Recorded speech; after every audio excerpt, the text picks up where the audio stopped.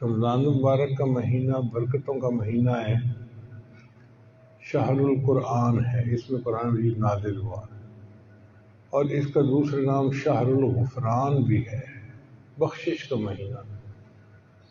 ایسے لگتا ہے کہ اللہ کی رحمت اپنے جوش میں ہوتی ہے کہ میں سب گناہگاروں کو معاف کر دوں۔ جس طرح بچہ گندا مندہ ہوتا ہے تو ماں اس کو نہلاتی ہے، دھلاتی ہے، صاف کر کے کپڑے پہنا کے خوشبو لگا دیتی ہے، تو ہر بندہ اس بچے سے پیار کرتا ہے، محبت کرتا ہے۔ اسی طرح اللہ تعالیٰ کی رحمت کا یہ تقاضا کہ میرے بندوں کو شیطان نے ورغلایا اور گمراہ کیا، گناہ کروائے، اب ایک مہینہ ایسا ہے کہ میں نے ان بندوں کو باطنی طور پہ دھو لینا ہے۔ ذرا غور کیجئے اللہ نے کیا خوبصورت انتظام کیے۔ سب سے پہلا انتظام تو یہ کہ اللہ تعالیٰ نے فیصلہ فرما دیا کہ رمضان سے پہلے جبریل السلام آتے ہیں اور جو دنیا میں بڑے بڑے شیطان ہوتے ہیں نا، ان کو باندھ دیتے ہیں تاکہ وہ ایمان والوں کے روزوں کو خراب نہ کر سکیں۔ تو بڑے بڑے شیطان، یعنی ہمارے ساتھ تو بڑا شیطان ہی ہوگا نا، یہ سب باندھ دیے جائیں گے۔ تو مومن کے لیے پھر نیکی کرنی آسان ہو جاتی ہے۔ پھر اللہ تعالیٰ نے ایک اور مہربانی فرمائی کہ نیکی کا اجر بڑھا دیا۔ عام دنوں میں نیکی کریں تو ایک اجر ہے، رمضان میں اگر نفل عمل کریں تو فرض کا ثواب ملتا ہے، اور فرض عمل کریں تو 70 گنا زیادہ ثواب ملتا ہے۔ تو ایک طرف تو شیطان کو قید کر دیا کہ یہ گمراہ نہ کرے روزہ داروں کو، اور دوسری طرف نیکی کا اجر اللہ نے بڑھا دیا۔ پھر تیسرا کام یہ کہ جو بندہ روزہ رکھتا ہے اس کے لیے اللہ تعالیٰ نے مخلوق کو استغفار پہ لگا دیا۔ حدیث مبارکہ میں آتا ہے کہ ہوا کے اندر پرندے، بلوں کے اندر چونٹیاں اور پانی کے اندر مچھلیاں روزہ دار کے لیے استغفار کر رہی ہوتی ہیں۔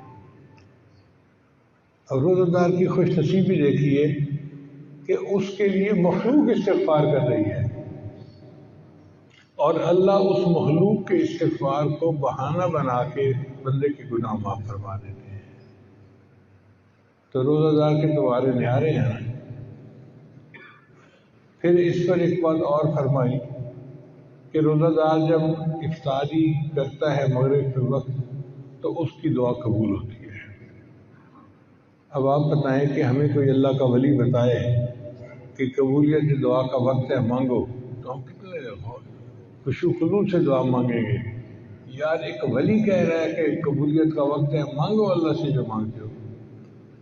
اور یہاں ولی نہیں، نبیوں کے سردار، اللہ کے محبوب حضرت محمد مصطفیٰ احمد مجتبیٰ صلی اللہ علیہ وسلم نے ارشاد فرمایا کہ روزہ دار جب روزہ افطار کرنے لگتا ہے تو دعا قبول ہوتی ہے۔ تو ہمیں تو پھر اس کو کیچ کروانا چاہیے نا۔ لیکن شیطان بھی بدبخت ہے، وہ جانتا ہے کہ اس وقت دعا قبول ہوگی تو وہ پھر بندے کے روزے کو خراب کرتا ہے۔ ہوتا کیا ہے کہ افطاری کے نام پہ دسترخوان پہ پکوڑے، سموسے، سب چیزیں لگا دی جاتی ہیں، اور جو روزہ دار ہوتا ہے وہ ان کی طرف دیکھ رہا ہوتا ہے اور غفلت میں ہوتا ہے، یہ چیز آ گئی، یہ نہیں آئی، اچھا چٹنی بھی لے آؤ، اچھا فلاں چیز بھی لے آؤ، ساس بھی لے آؤ۔ انہی چیزوں میں اس کا وقت گزر جاتا ہے اور ادھر افطاری کا وقت ہو جاتا ہے۔ تو شیطان ان چیزوں میں الجھا کر دعا مانگنے سے بندے کو محروم کر دیتا ہے، اور یہ کام چھوٹے شتونگڑے کرتے ہیں۔ بڑے تو شیطان قابو آ چکے ہوتے ہیں، جو چھوٹے چھوٹے شتونگڑے پھر رہے ہوتے ہیں نا، وہ یہ حرکتیں کرتے ہیں۔ اس لیے افطاری کے وقت میں افطاری کی چیزوں کی طرف دھیان نہ دیں، بلکہ اس وقت میں دعا مانگیں۔ یعنی افطاری کا وقت اگر فرض کو 6 بجے ہے، مثال دے رہا ہوں، تو 15 منٹ پہلے دعا مانگیں۔ گھر میں عورتیں بچوں کے ساتھ مل کے گروپ مل کے دعا مانگیں، مرد آپس میں مل کے دعا مانگیں، انفرادی طور پہ دعا مانگیں۔ وہ دعا مانگنے کا وقت ہے۔ جب ہمیں بتا دیا گیا کہ دعا قبول ہوتی ہے تو پھر تو اس موقع کے خوب فائدہ اٹھانا چاہیے، خوب دعا مانگنی چاہیے۔ جس طرح اولیاء اللہ کی دعائیں قبول ہوتی ہیں، روزہ دار بندے کی دعائیں افطار کے وقت اس طرح قبول ہوتی ہیں۔ ہم خواہ پریشان پھرتے ہیں، یہ دعا قبول نہیں، یہ دعا قبول نہیں۔ بھئی جس وقت دعا قبول کرنے کا ہمیں خوشخبری دی گئی اس وقت مانگے نا، کیسے قبول نہیں ہوتی؟ اور پھر نبی صاحب نے فرمایا کہ سحری کے وقت بھی دعا قبول ہوتی ہے۔ چنانچہ اگر کوئی افطاری میں دعا نہیں مانگ سکا تو چلو سحری میں دعا مانگ لیں۔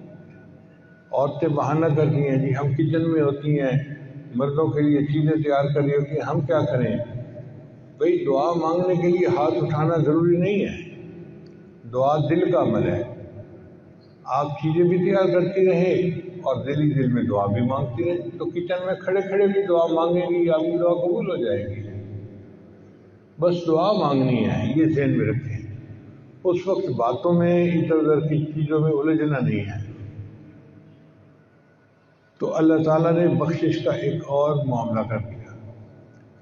پھر رمضان کی ہر رات میں اللہ تعالیٰ جہنم سے جہنمیوں کو بری کرتے ہیں۔ کتنے جہنمی جہنم سے بری ہوتے ہیں ذرا غور کیجئے کہ مدینہ طیبہ کے قریب ایک قبیلہ تھا، اس کا نام تھا بنو کلب۔ ہر گھر والے 200، 500، 1000، 2000 بکریاں گھروں میں پالتے تھے، اور پورے قبیلے کی بکریاں اتنی تھیں کہ جب وہ باہر نکالتے تھے تو 2 پہاڑوں کے درمیان کی پوری وادی ان جانوروں سے بھر جاتی تھی۔ 2 پہاڑوں کے درمیان کی وادی جانوروں سے بھر جاتی تھی، اتنے جانور ہوتے تھے، ہزاروں کی تعداد میں۔ تو نبی علیہ السلام نے اس قبیلے کا نام لے کر فرمایا کہ بنو کلب قبیلے کی بکریوں کے بالوں کے برابر جہنمی ہر رات جہنم سے بری ہوتے ہیں۔ اب بکریوں کے بال کتنے ہوں گے ہم تو اندازہ نہیں لگا سکتے۔ ہمارے ایک دوست تھے، وہ فارغ البال تھے، گنجے تھے۔ ایک دن میں نے دیکھا انہوں نے ایک لٹ سی لگوائی ہوئی اور بال سجائے ہوئے۔ تو میں نے پوچھا کہ آپ نے یہ لٹ لگوائی؟ کہنے لگا جی میں نے بال ٹرانسپلانٹ کروائے ہیں۔ میں نے کہا بال ٹرانسپلانٹ کروائے ہیں تو پھر پورے کروا لیتے۔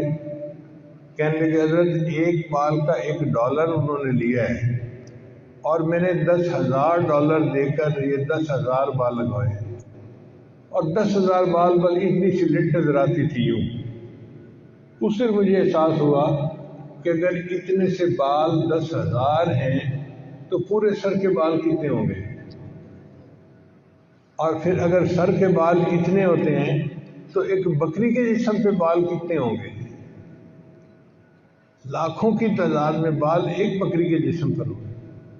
اگر ایک بکری کے بال اتنے ہیں تو جہاں 2 پہاڑوں کے درمیان کی پوری وادی بھر جاتی تھی تو ان بکریوں کے بال کتنے ہوں گے؟ اس کا مطلب یہ ہے کہ معاملہ کروڑوں سے بھی اوپر کا ہے۔ اتنے جہنمی ہر رات جہنم سے بری کیے جاتے ہیں۔ جب اللہ کی رحمت اتنے جوش میں ہے اور اتنے گناہگاروں کو معاف کر رہے ہیں تو ہمارے لیے اپنا نام شامل کروانا کون سا مشکل کام ہے؟ تھوڑے سے آہوزاری کریں، رونا دھونا کریں،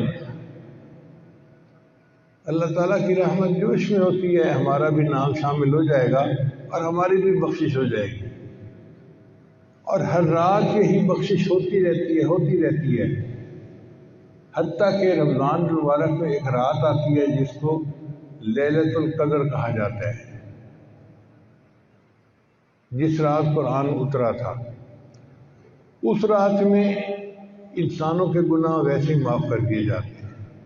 حدیث مبارکہ میں آتا ہے کہ ایک ایسی گھڑی ہوتی ہے اس رات میں کہ اس گھڑی میں جو دعا مانگی جائے قبول ہوتی ہے۔ اب وہ گھڑی کب ہوتی ہے ہمیں کیا پتا؟ حق تو یہ تھا کہ ہم 365 راتوں میں اس کو ڈھونڈتے، مگر اللہ نے کام آسان کر دیا۔ نبی صاحب نے بتایا کہ وہ رمضان مبارک کے اندر ہوتی ہے، اس کا مطلب یہ ہے کہ 365 راتیں جاگنے کی ضرورت نہیں، 30 راتیں جاگنے کی ضرورت ہے۔ پھر بندہ سوچتا ہے کہ 30 راتیں جاگنا تو بڑا مشکل کام ہے، تو نبی اسلام نے کام اور آسان کر دیا، فرمایا کہ تم رمضان مبارک کے آخری عشرے میں لیلۃ القدر کو تلاش کرو۔ تو 20 راتیں اور نکل گئیں، باقی 10 راتیں رہ گئیں۔ پھر بندہ سوچتا ہے جی کہ 10 راتیں جاگنا بھی بڑا مشکل کام ہے، تو نبی اسلام نے کام کو اور آسان کر دیا، فرمایا آخری عشرے کی جو طاق راتیں ہیں ان میں اسے ڈھونڈو، 21، 23، 25، 27، 29، 5 راتیں بنتی ہیں۔ یوں سمجھیں کہ 365 میں سے 5 راتیں ہیں جن میں ہمیں لیلۃ القدر تلاش کرنی پڑے گی۔ اب بندہ سوچتا ہے جی کہ رات کو تو ہم تلاش کریں لیکن پوری رات جاگنا تو بڑا مشکل ہے، ہم تو کمزور لوگ ہیں، نہیں جاگ سکتے۔ اللہ تعالیٰ نے کام کو اور آسان کر دیا۔ اللہ نے یہ تو نہیں بتلایا کہ وہ رات کی برکتیں شروع کب ہوتی ہیں، مغرب کے وقت شروع ہوتی ہیں، عشاء کے وقت، آدھی رات کے وقت، کتنے بجے۔ ایک بات بتا دی، فرمایا کہ وہ رات کو جب بھی خاص برکتیں نازل ہوتی ہیں، تنزل الملائکۃ والروح فیہا بإذن ربہم من کل امر سلام، سلام ہی حتی مطلع الفجر۔ یہ برکتیں مطلع فجر تک رہتی ہیں، یعنی جب روزے کا وقت ختم ہوتا ہے نا اس وقت تک رہتی ہیں۔ اس کا مطلب یہ ہوا کہ لیلۃ القدر کی برکتیں رات کے جس وقت میں بھی شروع ہوں، جب وہ شروع ہوگی تو پھر روزہ کا وقت شروع ہونے کا جو ہے نا سحری کا وقت، وہاں تک رہے۔ اس کا آسان طریقہ یہ ہے کہ ہم سحری کو 1 گھنٹہ پہلے کر لیں، وقت ختم ہونے سے پہلے، اور آدھا گھنٹہ جو ہے آخر کا بچا لیں۔ اس آدھے گھنٹے میں 2 رکعت 4 رکعت نفل پڑھ لیا کریں اور 10-15 منٹ بیٹھ کے دعا کر لیا کریں۔ جب بھی لیلۃ القدر ہوئی تو وہ وقت لیلۃ القدر میں ضرور آئے گا اور ہمیں لیلۃ القدر پانے کا اجر مل جائے گا۔ اور اس رات کی عبادت 1000 مہینوں کی عبادت سے بہتر ہے۔ 1000 مہینے تقریباً 83 سال بنتے ہیں اور 80 سال سے کم تو عمر ہوتی ہے۔ اس کا مطلب یہ کہ ایک رات اگر مل گئی تو پوری زندگی کے گناہ معاف ہو جائیں گے۔ اللہ نے کام کو کتنا آسان کر دیا۔ تھوڑی سی ہمت کرنے کی بات ہے، اللہ تعالیٰ کی رحمت بہانہ ڈھونڈتی ہے مغفرت کے۔ پھر ایسا بھی ہوتا ہے کہ ایک بندہ پورا مہینہ غفلت میں رہا، اس نے نہیں خیال کیا، تو انسان کی فطرت ہے جب آخری دن آتا ہے نا تو اس کو احساس ہوتا ہے یار رمضان نکل گیا ہاتھ سے، پھر الوداع یا سحوری الوداع پڑھنا شروع کر دیتے ہیں۔ تو حدیث مبارکہ میں آتا ہے کہ پہلی رمضان سے لے کر 29 رمضان تک جتنے مجرم جہنم سے بری کیے گئے تھے ان سب کا ٹوٹل آخری رات میں اتنے اور بری کر دیے جاتے ہیں۔ یعنی اگر 1 ارب ہر رات میں بری ہوئے تھے تو 29 ارب تو رمضان میں بری ہو گئے، اور آخری رات میں 29 ارب اور بھی ان کی بخشش کر دی جاتی ہے۔ اب جب اللہ کی رحمت کا معاملہ ایسا ہے تو پھر ہمارے لیے بخشش تو پانا کون سا مشکل کام ہے۔ پھر اگر ایک بندے نے رمضان کی قدر نہیں کی، عید کا چاند نظر آ گیا، تو اللہ نے ابھی بھی اپنی رحمت کو ختم نہیں کیا۔ جو لیلت جو ہوتی ہے نا عید کی رات، اس کا نام ہوتا ہے لیلۃ الجائزہ۔ اس رات میں جنت کو خوشبوؤں کی دھنی دی جاتی ہے، صاف کیا جاتا ہے، تو جنتی حوریں پوچھتی ہیں فرشتوں سے کہ جنت کی صفائیاں ہو رہی ہیں، آخر وجہ کیا ہے؟ تو فرشتے انہیں بتاتے ہیں کہ اللہ تعالیٰ نے اپنے محبوب صلی اللہ علیہ وسلم کی امت پر خاص مہربانی فرمائی اور ان کے گناہوں کی بخشش کر دی، اب ان کو جنت ملے گی، اس لیے جنت کی صفائیاں ہو رہی ہیں۔ تو حوریں جنتیوں کا انتظار کرتی ہیں۔ اس رات میں اگر کوئی بندہ عید کی رات میں عبادت کر لے تو اس کے بھی گناہ معاف ہو جاتے ہیں۔ پھر اس سے آگے سنیے کہ حدیث مبارکہ میں آتا ہے کہ جب عید کا وقت ہوتا ہے تو ہم نے دیکھا ہے کہ عید کی نماز پڑھنے تو ہم جیسے غافل بھی چلے جاتے ہیں، جو جمعہ نہیں پڑھتے نا عید وہ بھی پڑھ لیتے ہیں کیونکہ فنکشن ہوتا ہے نا۔ تو جب عید کی نماز پڑھتے ہیں تو اللہ تعالیٰ علام الغیوب ہیں، اللہ تعالیٰ فرشتوں کو پوچھتے ہیں کہ میرے بندے کیوں اکٹھے ہیں؟ اللہ جانتے ہیں کہ کیوں اکٹھے ہیں، مگر فرشتوں کو گواہ بنانا چاہتے ہیں۔ فرماتے ہیں یہ بندے کیوں اکٹھے ہیں؟ وہ کہتے ہیں یا اللہ یہ وہ مزدور ہیں جنہوں نے 1 مہینہ مزدوری کی، اب یہ آپ سے مزدوری کی اجرت چاہتے ہیں، تنخواہ مانگتے ہیں۔ اللہ ان فرشتوں کو گواہ بنا کر کہتے ہیں کہ فرشتوں گواہ رہنا، عبادی و امائی، میرے بندوں میری بندیوں، تم نے روزے رکھے، تم نے تراویح پڑھی، تم نے رمضان شریف کس طرح سے گزارا، میں نے اس کے بدلے تمہارے تمام گناہوں کو معاف کر دیا۔ قوموا مغفورا لکم، کھڑے ہو جاؤ بخشے بخشاؤ، میں نے تمہارے سب گناہوں کو نیکیوں میں تبدیل فرما دیا۔ اب جب اللہ تعالیٰ فرماتے ہیں کہ کھڑے ہو جاؤ بخشے بخشائے، میں نے تمہارے سب گناہوں کو نیکیوں میں تبدیل کر دیا، اس کا مطلب یہ کہ واقعی بندے کو اللہ دھونے کے لیے تیار ہے۔ تو یہ رمضان کا مہینہ شہر الغفران ہے، ہم بھی نیت کریں کہ ہم نے اپنے آپ کو دھلوانا ہے اور گناہوں سے ہم نے جان چھڑا کے ایک نئی زندگی شروع کرنی ہے۔ اس لیے ہمارے بزرگ رمضان شریف کے آنے کا انتظار کرتے تھے۔ حدیث مبارکہ میں ہے کہ نبی اسلام ارشاد فرماتے تھے اللہم بارک لنا فی رجب و شعبان وبلغنا رمضان، اے اللہ رجب اور شعبان میں ہمیں برکت عطا فرما اور ہمیں بقریت رمضان تک پہنچا۔ نبی علیہ السلام جس مہینے کی آمد کی تمنا کرتے تھے وہ کتنا ببرکت مہینہ ہوگا، اور اللہ کی شان دیکھو کہ اللہ نے ہمیں زندگی میں ایک مرتبہ پھر رمضان کے قریب پہنچا دیا۔ اب گنتی کے چند دن رہ گئے ہیں، پھر رمضان شروع ہو جائے گا، تو ابھی سے ہم اس کے لیے تیاری کریں اور یہ نیت کریں کہ ہم نے رمضان میں اپنے آپ کو بخشوانا ہے اور باطنی غسل کر کے ہم نے اپنے آپ کو پاک صاف کر لینا ہے۔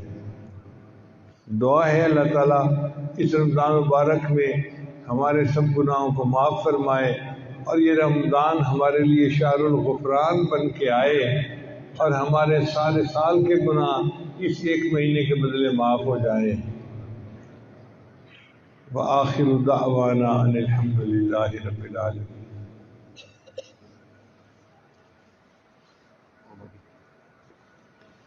دعا سے پہلے توبہ کے کلمات پڑھ لیجیے۔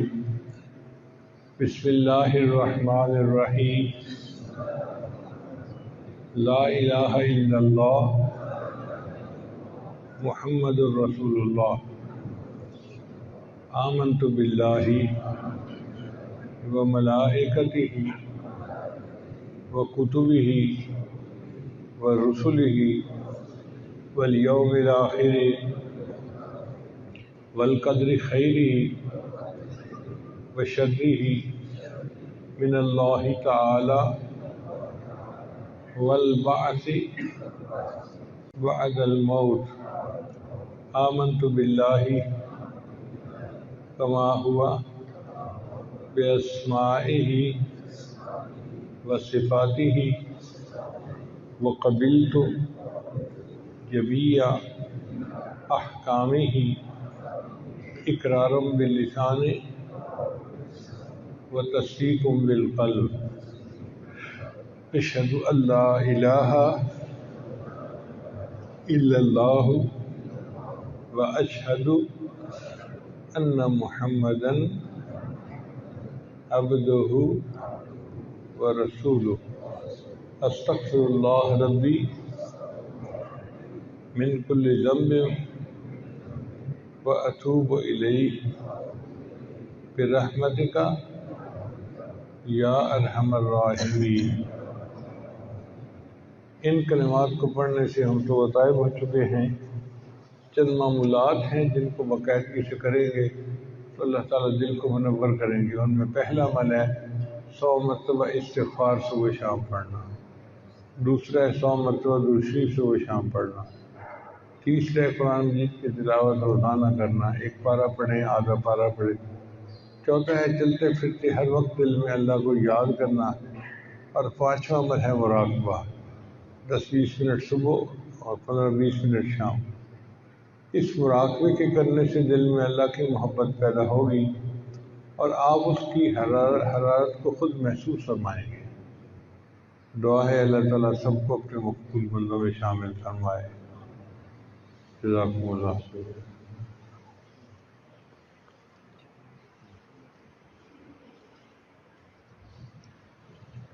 سننے کی